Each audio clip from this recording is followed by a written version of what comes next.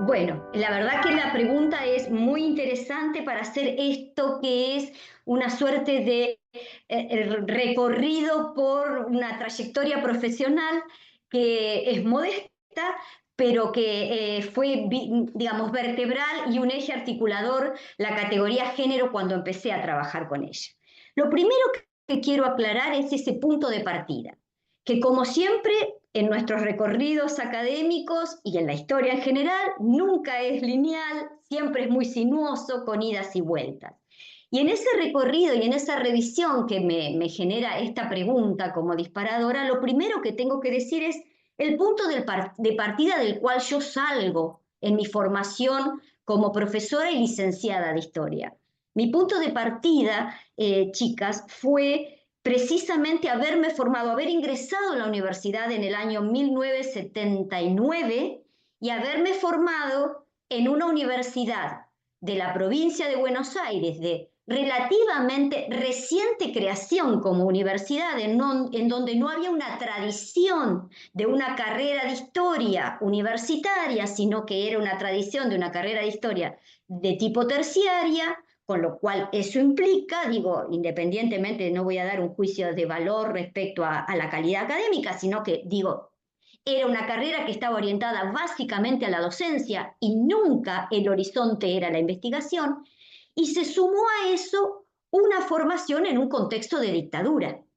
en donde hubo un cercenamiento temático y un cercenamiento en cuanto al tipo de autores, autoras que nosotros podíamos abordar en nuestra formación. Con lo cual, cuando empieza el proceso de normalización de la universidad entre los años 83 y 84, yo ya estaba acabando mi formación como docente, mi trayecto formativo. Con lo cual, empiezo a bucear en las nuevas propuestas que venían desde la historiografía cuando ya estaba formada y estaba siendo docente en la escuela secundaria. Eso ya era un tema.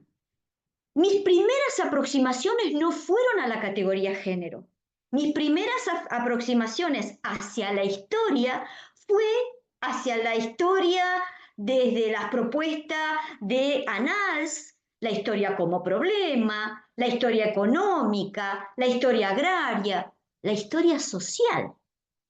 Con decirles, y no me avergüenza, porque yo esto quiero remarcarlo a raíz de lo mucho que tenemos que agradecer a la democracia y a los procesos de democratización en nuestra formación universitaria. Con lo cual, gente, cuando yo me empiezo a contactar con esta historiografía, me empiezo a enterar que hay un proceso de transición de las sociedades antiguas a las feudales, de las feudales al capitalismo. ¿Se entiende lo que quiero decir? Esto, bueno, fue muy movilizador y creo que de alguna manera fue reencontrarme con esa pregunta de por qué estudié historia, que en algún momento en el derrotero lo había perdido. Y creo que era la inercia de ir a la universidad y hacer algo en estas generaciones que habíamos estado vaciadas de contenido hasta en nuestros horizontes profesionales, volver a encontrarme y reencontrarme con la historia. En esa vorágine de que leíamos a los Hobsbawm, de los Hobsbawm a los Thompson, de los Thompson a los Alperín, en esa vorágine empiezo a leer algunos trabajos que abordaban sobre ese sujeto invisibilizado que eran las mujeres. Digo, la historia social claramente me llevaba a esta idea de que una historia social no podía ser solo y determinada por los hombres, que era una historia de los sujetos al ras del suelo, esa historia desde abajo, y claramente que había que involucrar a esa otra mitad de esa sociedad que había quedado invisibilizada. En eso leo a Joan Scott y era leer en ese cúmulo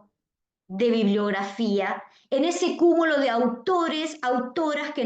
te entusiasmaban. Además, en un contexto en donde en mi universidad y en mi departamento y en mi instituto, la verdad es que la impronta hacia la renovación historiográfica iba de la mano de una historia de de las comunidades indígenas, orientado a una historia del mundo agrario y a preguntarse si existe el gaucho, y a una historia de tipo económico y a una historia de tipo político donde se empezaba a leer las renovadas propuestas de la historia política de François Furet para acá y de François Guerra. Con lo cual, la historia de las mujeres y la cuestión de género era muy colateral, absolutamente colateral. La única que hacía punta en eso era Susana Bianchi. Inclusive hacía punta con y hay que remarcarlo, con un dossier en el anuario IES que recién empezaba a tener un trayecto y una trayectoria en el mundo académico, con un dossier donde se invitó a una serie de historiadoras de América Latina que abordaban la cuestión de la historia de las mujeres y colateralmente algunas se arriesgaban a la cuestión de género. Yo me acuerdo de haber dialogado con Susana, en donde todavía tenía una mirada muy desde perspectiva historia social, y era una historia de mujeres o con mujeres, pero en donde todavía no coqueteaba demasiado con la categoría género. Ese era mi sinuoso derrotero. En ese sinuoso derrotero, gente, yo empiezo a investigar algo que era absolutamente diferente a las cosas que después investigué, que eran los rituales peronistas del 1 de mayo y el 17 de octubre en una ciudad del interior de la provincia de Buenos Aires. En un momento dado eso,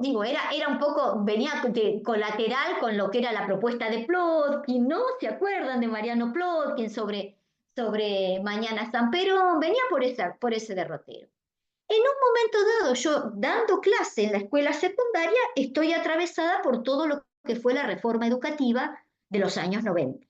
Y la fuerte movilización que esa reforma educativa generó en el colectivo docente. Y daba fundamentalmente clase, estaba muy orientada a dar clase en lo que era una ex escuela normal tradicional, que seguía con ese nombre de la normal, pero que ya no era la normal, porque era un instituto terciario de formación docente con un secundario incluido. Y que se hablaba de que vienen por nosotros la trayectoria normalista, la educación pública, la 1420, bueno, digamos, todo lo que fue esa álgida movilización. Y entonces yo me dije, bueno, me parece que esto es un tema que hay que empezar a indagar. Y ahí el golpe de timón y empecé a pensar mi tesis doctoral sobre la cuestión de la educación y la formación de la ciudadanía. Y ahí, gente, yo me encuentro que, digamos, si uno había leído a Michel Perrot y esta pregunta disparadora de si tienen historia las mujeres, y esta cuestión de la opacidad muchas veces de las fuentes para darnos cuenta de esa presencia de las mujeres, lo que me encuentro es que en el universo educativo no había opacidad. Claramente era más que evidente el corte, el sesgo de género que tenía la educación. Claramente todo el tiempo se hablaba de la educación del ciudadano, de una ciudadanía activa orientada al varón, pero además claramente se advertía en esos universos de los archivos educativos, desde los archivos oficiales hasta los archivos escolares, que la presencia de las niñas, de las mujeres, a todas luces era más que evidente. Que esa educación tenía un corte de género y que se pensaba cómo y de qué manera educar al varón, ciudadano activo de la República, y cómo y de qué manera se pensaba educar a las mujeres en una ciudadanía pasiva, muy entre comillas, en tanto guardianas de la República como esposas y madres de ciudadanos. Pero al mismo tiempo las fuentes me estaban dando indicio de que una cosa eran las expectativas puestas por las autoridades educativas respecto a la función de la educación y otra cosa era la respuesta que la sociedad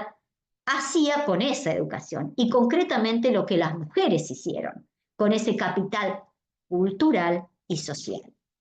Y cómo y de qué manera en ese universo educativo y en esa ley 1420 que abría las puertas a hijas e hijos de la República en lo extenso del territorio, con todo lo que eso significa, una universalización que dejaba de lado las diferencias raciales o étnicas, si ustedes quieren, de clase, de género. Ciertamente se proclamaba homogénea y universal y al mismo tiempo excluía, pero bueno, era una educación que supuestamente garantizaba una educación igualitaria para todos. Ciertamente lo que yo veía es que entre esa expectativa y lo que la respuesta de la sociedad hizo con el tema educativo, me encontraba que las mujeres apelaron, esas niñas de sectores populares, medios altos, apelaron a ese capital social como un modo de adquirir un capital cultural y un posicionamiento y un protagonismo en la sociedad que incomodó fuertemente a las autoridades y que tempranamente hablaron de que una de las causas del desorden social era la feminización de la sociedad. A todas luces yo tenía que volver a Joan Scott. A todas luces tenía que volver a revisar en un contexto en donde la categoría género no solo se estaba utilizando, sino que además estaba siendo problematizada. ¿Hasta qué punto la categoría género era valiosa para nuestros análisis sociales? Y a mí, en ese contexto, la categoría género me permitió entender que yo no podía abordar la historia social y cultural y política de la educación sin cruzarla con la cuestión de género. No podía de ninguna manera soslayar que la cuestión de género no solo nos indica una configuración respecto a los roles sociales de varones y mujeres, sino que también me lleva a pensar que hay un discurso pedagógico que se estructura a partir de esa categoría género y que hay una política que directamente me lleva a la cuestión del poder, ¿sí? De pensar cómo y de qué manera se configura un poder social y que está en claro diálogo con la configuración de una sociedad patriarcal, de una sociedad sexogenérica y de una sociedad atravesada por un diseño en donde la justificación y la legitimación de la República pasaba claramente por esa división de roles.